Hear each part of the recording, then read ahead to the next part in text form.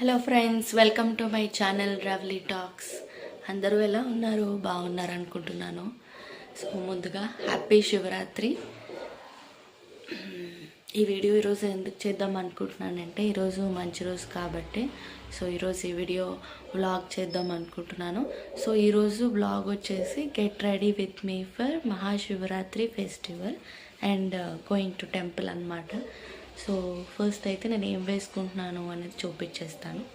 నేను వచ్చేసి ఈ డ్రెస్ వేసుకుంటున్నాను గైస్. ఇది వచ్చేసి మ్యాక్స్లో తీసుకున్నాను అండ్ ఇది వచ్చేసి డీమార్ట్లో తీసుకున్నాను. మనం రెడీ అవుతూ మరికొన్ని మాటలు మాట్లాడుకుందాం శివరాత్రి గురించి అండ్ ఆ శివరాత్రి మెమరీస్ గురించి మాట్లాడుకుందాం. మనం శివరాత్రి ఎందుకు చేసుకుంటాం? నేనైతే చిన్నప్పుడు శివుడి బర్త్డే అందుకే శివరాత్రి చేసుకుంటారు అనుకున్నా, కానీ కాదట. దాని వెనకాల చాలా స్టోరీ ఉంది. బట్ నాకు తెలిసింది నేను మీతో షేర్ చేస్తాను. శివుడు కైలాసంలో ధ్యానం చేస్తూ ఉండేవారు. అయితే పక్కన ఒక రాజ్యం ఉండేది. దానికి హిమవంతుడు రాజు. ఆయన కుమార్తె పార్వతీదేవి. ఆవిడకి చిన్నప్పటి నుండి శివుడు అంటే చాలా ఇష్టం. ఆయననే పెళ్లి చేసుకుందాం అనుకుంది. కానీ హిమవంతుడికి ఇష్టం లేదు. ఒకరోజు పార్వతికి ఎంత చెప్పినా నచ్చ చెప్పలా వినలేదు. అందుకని శివుడి దగ్గరికి తీసుకెళ్లి నీతోనే ఉంటుంది, నీ పూజ చేసుకుంటుంది అని చెప్పి అక్కడ వదిలి వెళ్ళిపోతారు. శివుడు ధ్యానంలో ఉన్ని ఇవన్నీ వింటూ ఉంటారనమాట. పార్వతి శివుడిని పూజలో ఉండి అక్కడే ఉంటుంది.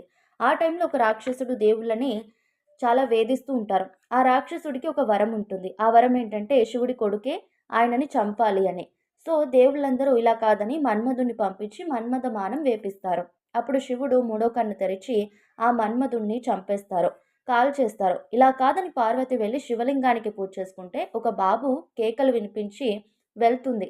అప్పుడు ఆ ముసలి బాబుని లాగేస్తుంది నదిలోకి.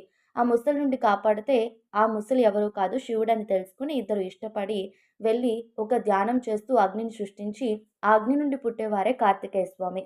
ఆయన రాక్షసుని చంపుతారనమాట.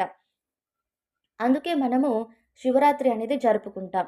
ఇది ఒక స్టోరీ అయితే ఇంకొకళ్ళు చాలామంది ఏమంటారంటే విషము శివుడు మింగినప్పుడు కంఠంలో ఉన్నప్పుడు తినకూడదు, నిద్రపోకూడదు, అందుకే ఆ రోజు జాగరం చేస్తారు, అది మహాశివరాత్రి అంటారు. మా నాన్నమ్మ చెప్పిన కథ అయితే ఇది, నాకున్న మెమరీస్ అయితే ఇవి. మేము జాగరం చేస్తూ నైట్ అమ్మూరు లవకుశ ఇలా మూవీ చూసేవాళ్ళం. నాతో పాటు మీకు కూడా ఆ శివుడి బ్లెస్సింగ్స్ ఉండాలని కోరుకుంటూ మహాశివరాత్రి శుభాకాంక్షలు తెలుపుతున్నాను.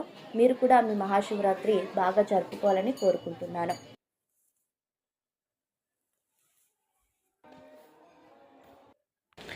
గైస్, నేనైతే టెంపుల్ నుండి వచ్చేసాను.